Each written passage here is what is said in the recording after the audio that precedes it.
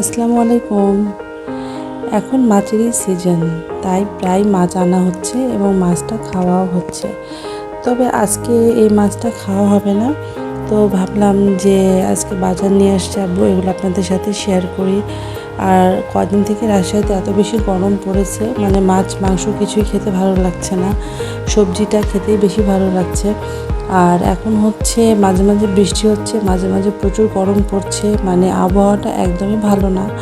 তো আব্বু এখানে অনেকগুলো সবজিও নিয়ে আসছিল, কিন্তু আজকে এগুলো কিছুই রান্না হবে না, কারণ দুপুরে রান্না অলরেডি হয়ে গিয়েছে। তো আব্বু একটু দেরি করে আজকে বাজারে গিয়েছিল।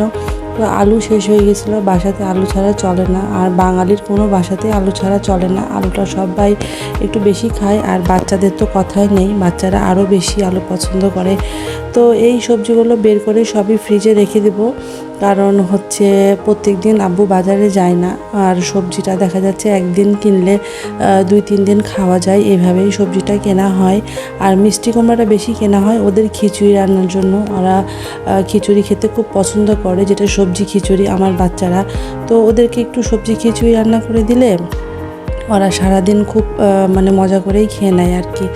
তো এই সবজিটার নাম আমি খুব একটা বেশি জানি না, এটা কি যে একটা সবজি বলে, চিচিঙ্গা না তরই এরকম টাইপসের।